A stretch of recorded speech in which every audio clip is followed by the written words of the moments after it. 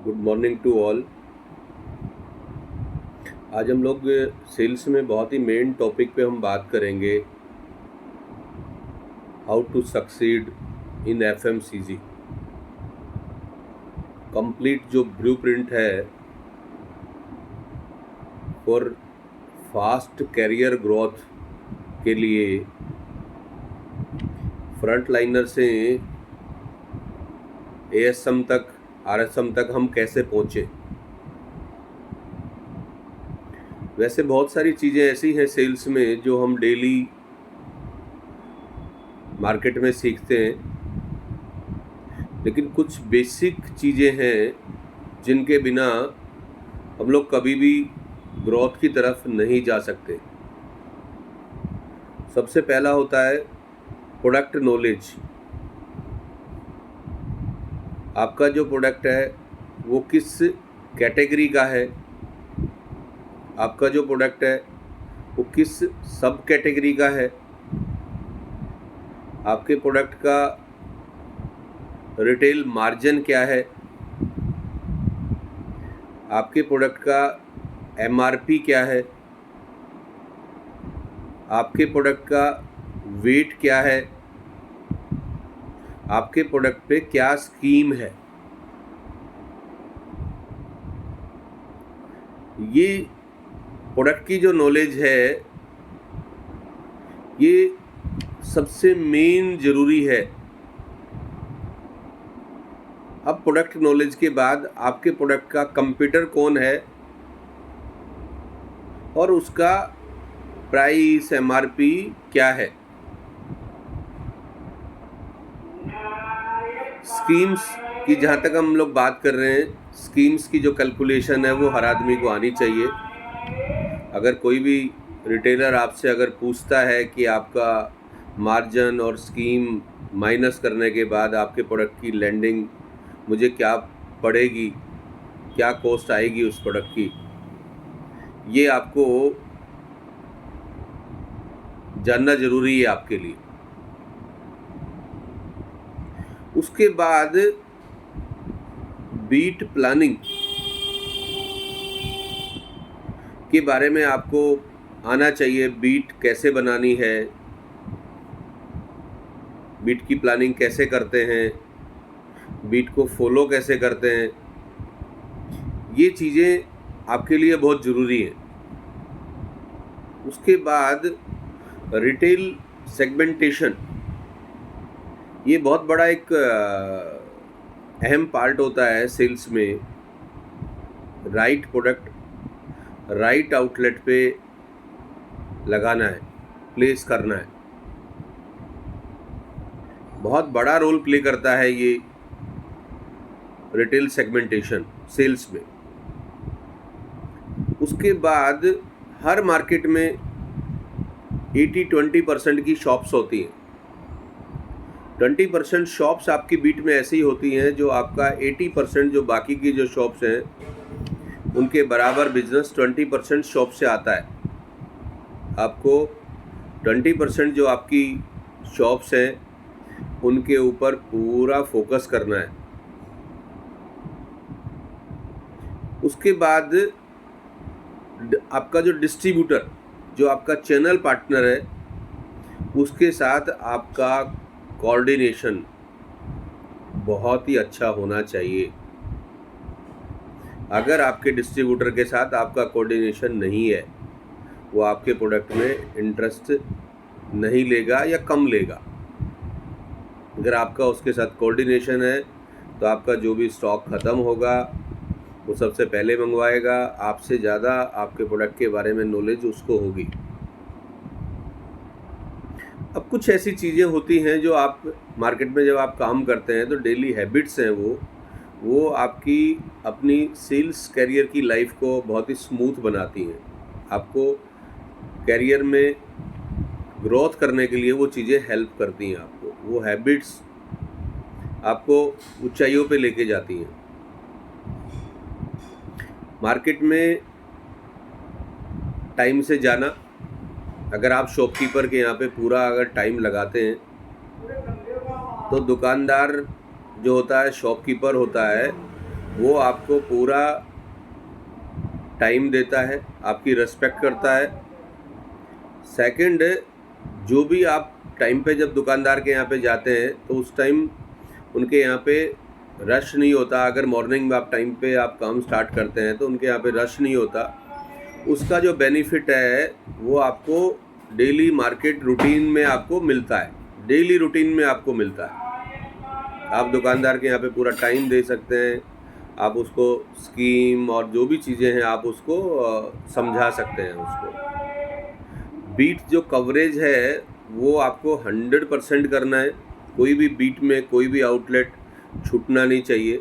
जो भी आपकी बीट है, 40 आउटलेट्स अगर आपके हैं तो 40 आउटलेट्स पे को कवर करे बिना आपको मार्केट को नहीं छोड़ना।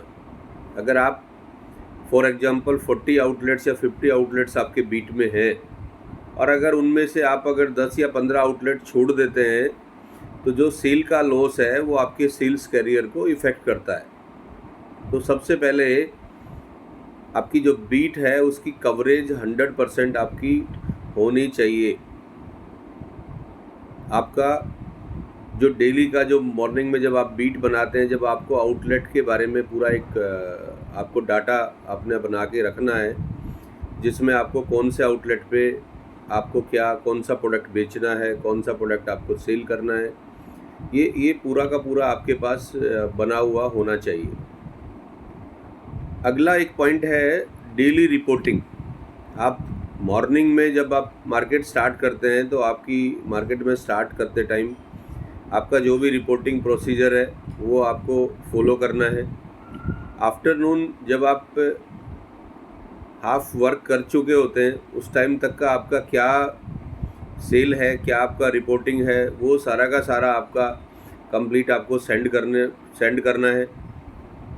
इवनिंग में कंप्लीट आपको फुल डे का जो रिपोर्टिंग है वो आपको भेजना होता है।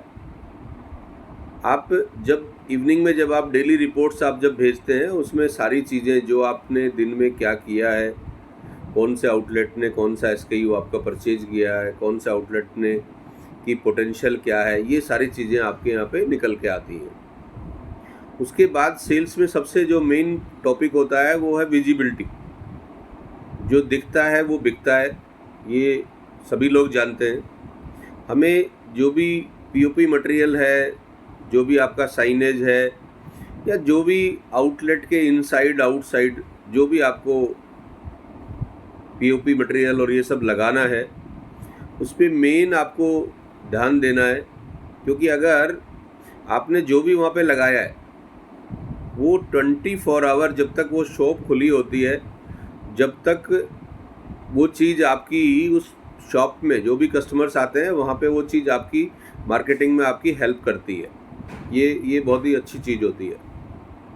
उसके बाद डाटा जो है उसको ट्रैकिंग करना बहुत ही कंपलसरी है सेल्स में। आउटलेट वाइज आप टारगेट बनाओ, आउटलेट वाइज आप कैटेगरी वाइज आप टारगेट बनाओ, फिर आप उसको आउटलेट वाइज जो टारगेट है उसको आप प्रॉपर तरीके से आप रिव्यू करो कि कौन से आउटलेट का क्या आपने टारगेट बनाया था और वीक वाइज वो टारगेट के अगेंस्ट में उनका अचीवमेंट क्या है। अब सबसे मेन जो अहम जो पॉइंट है, जो आपका रिटेलर है उसके साथ में आपके जो रिलेशन है वो बहुत ही स्ट्रॉन्ग होने चाहिए, बहुत क्लोजली रिलेशन होने चाहिए आपके। जब आप रिटेलर के यहाँ पे जब आपके रिलेशन अच्छे होते हैं वो आपके प्रोडक्ट को पुश अपने आप करता है। आपने प्रोडक्ट को प्लेस करवा दिया, उसके बाद का जो काम है वो रिटेलर करेगा आपका, क्योंकि आपके उसके साथ में रिलेशन है। जब आप शॉपकीपर के यहाँ पे जाते हैं तो आप अपनी मर्ज़ी से जो भी उनके यहाँ पे प्रोडक्ट SKU ख़त्म है वो SKU पूरे के पूरे वो आपसे मतलब अपने आप परचेज करते हैं। ये चीज़ें सेल्स में हर आदमी को बहुत ही डेली रूटीन की लाइफ में बहुत ही बेनिफिट देती हैं। कभी भी फेक ऑर्डर आप बना के कभी भी अपने चैनल पार्टनर को मत दो, कभी भी आप फेक ऑर्डर पे काम मत करो, क्योंकि फेक जो ऑर्डर है वो आपके और आपके डिस्ट्रीब्यूटर के और आपके रिटेलर के जो आपके रिलेशन हैं उनको कमज़ोर करता है। आप जब फेक ऑर्डर बना के देंगे डिस्ट्रीब्यूटर को, डिस्ट्रीब्यूटर जब रिटेलर पे सप्लाई लेके जाएगा और वो बोलेगा कि ये ऑर्डर मैंने दिया नहीं, तो आपकी जो क्रेडिबिलिटी है, आपका जो एक विश्वास है रिटेलर के साथ में, वो ख़त्म हो जाता है। अब आपको सेल्स में सबसे बड़ी चीज़ होती है नंबर्स। जब आप सेल्स में काम करते हैं तो नंबर्स पे सारा का सारा जो फोकस होता है वो उसके ऊपर होता है। तो नंबर पे आपको बहुत ही अच्छी पकड़ बनानी है, और नंबर पे पकड़ आपकी जब बनेगी जब आप का फिल रेट अच्छा होगा। फिल रेट बहुत सारे लोग नहीं जानते होंगे। अगर आपने किसी दुकानदार से अगर आपने 5 SKU का ऑर्डर लिया है और आपके डिस्ट्रीब्यूटर ने अगर उसमें से 2 या 3 SKU सप्लाई करे हैं, तो आपका जो फिल रेट है वो 100% में से 60% होगा। एक SKU का 20% है, अगर उसने 3 SKU सप्लाई करें तो 60%, आपने 40% फिल रेट का आपने लॉस किया है। तो आपको सबसे जो बड़ा है जो आपका फिल रेट, उसके बाद आपका स्ट्राइक रेट है। जब भी आप 40 आउटलेट्स पे अगर आप काम कर रहे हैं, उसमें से आपके प्रोडक्टिव आउटलेट्स 20 है।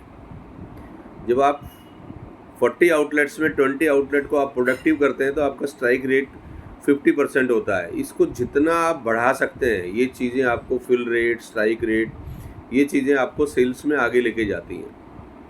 जितने भी पॉइंटों पे हमने आज डिस्कशन किया है, ये सेल्स के ग्रोथ के लिए, करियर के लिए बहुत ही ज़रूरी है। मैं आशा करता हूँ सभी लोग अपने सेल्स करियर के लिए, ग्रोथ के लिए इन सब चीज़ों को फॉलो करेंगे और आगे जाएंगे। All the best.